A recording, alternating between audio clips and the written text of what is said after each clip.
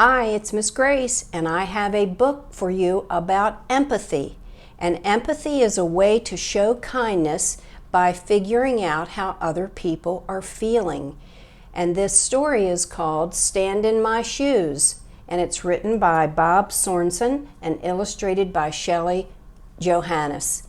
And I hope that you know more about empathy after the story. Emily, this is the fourth time you've barged into my room. I'm trying to study for a big test. I just want to talk to you, whined Emily. Alicia closed her book and said, "Can't you have a little empathy?" Emily had no idea what her big sister meant about empathy. Empathy is when you understand how someone is feeling because you imagine what it's like to be them or to stand in their shoes. People are grateful when you notice how they feel. I'm worried about a test, and I really appreciate it if you'd scram so that I can study. Emily was grumpy when she left her sister's room. But she thought about Alicia's words. Would people really appreciate it if she noticed how they felt? The next morning, Emily went into the kitchen where her dad was having breakfast. Her dad was making coffee and had spilled some coffee grounds. He didn't look very happy. "Dad, are you in a hurry?" she asked. "Yes, sweetie. I have a big presentation at work and I have to get going." Emily found a wet dish rag. "You look tired, Dad. How about if I clean up the coffee while you get your other stuff together? Would that help?" For a moment, Emily's dad just looked at her. Then he hugged her. "You are the best, Em," as he grabbed his coat and hurried out the door.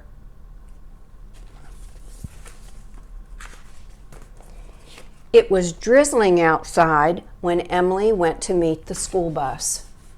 As it pulled up, one of the older kids accidentally knocked into a little girl as she was getting onto the bus.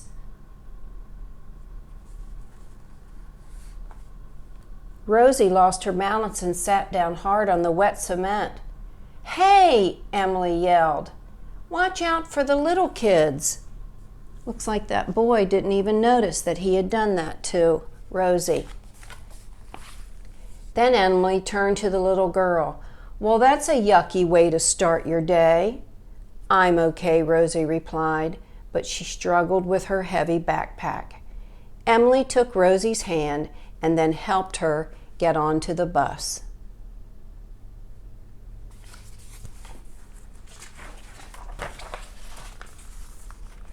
In class, Mrs. Fitch was not her usual laughing self. After the morning writing lesson, Mrs. Fitch went back to her desk instead of walking around the classroom like she usually did. Emily noticed that her teacher's eyes were red and that she wiped her nose on a tissue.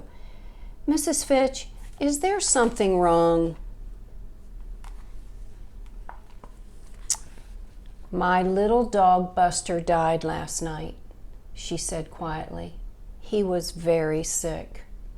We were hoping he'd get better, but he didn't." "Oh no," said Emily.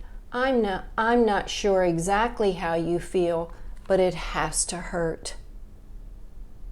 "It does. Thank you for asking."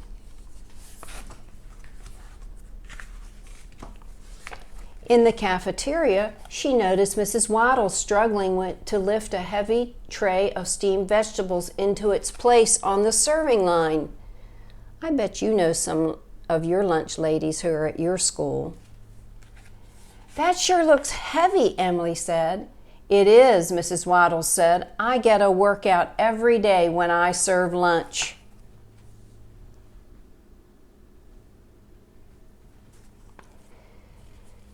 "That's quite a load of stuff," Emily said. Mr. Redmond, as he pushed his cart down the hallway, looked as though it was heavy. I just hope I don't run somebody over, he said.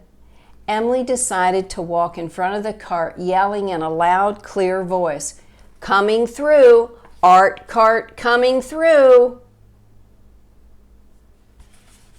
That was helpful of her, wasn't it?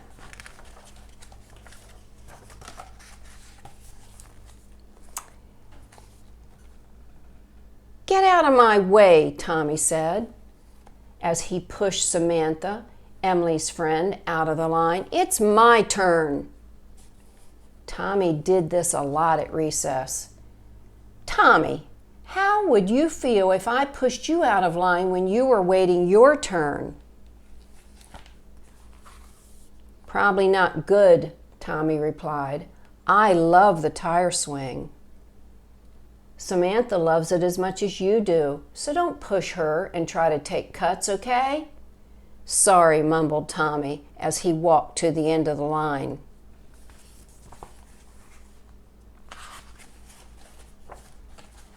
After school, Mr. Peterson said, "Hello, Emily. I hope you had a wonderful day."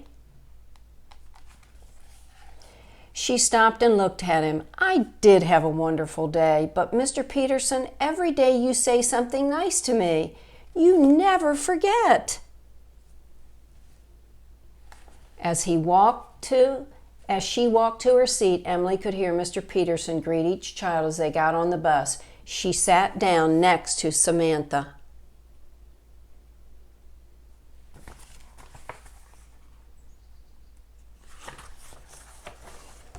When the seats were almost full, Rosie rushed onto the bus, out of breath.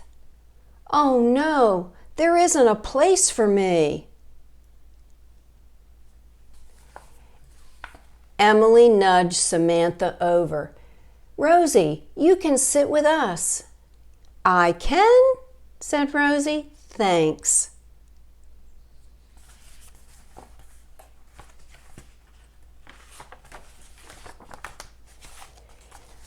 When Emily got home, her mom asked, "How was your day, Em? You look deep in thought." "I'm fine, but I'm wondering about something." "What's that?" "You always seem to notice how I'm feeling." Part of being a mom," she said. "But how about you? Who noticed how you're feeling, Mom?"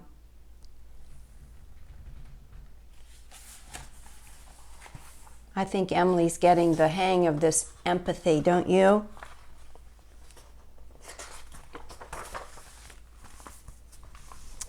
"Wow, Em," said her mom. "That's a very thoughtful question. I guess the answer is Aunt Carla and my friends Nancy and Shauna and mostly your dad, sometimes Alicia, and now you. Why do you ask?"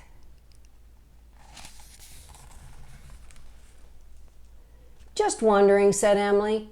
"I'm starving. Is there anything good for a snack?" And Mom said, "Let's make something together."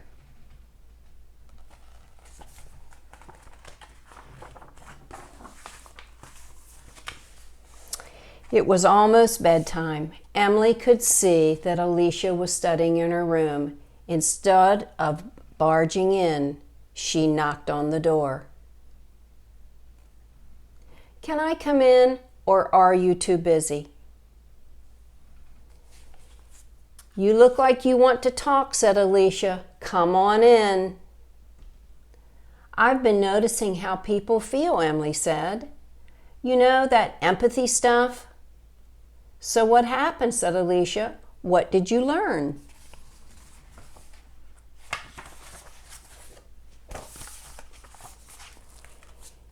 People really like it when you recognize how they are feeling. Just noticing seems to touch their hearts. "You got it, Em," said Alicia. "But there's something more. When I care enough to notice how other people feel, something changes inside of me," Emily explained.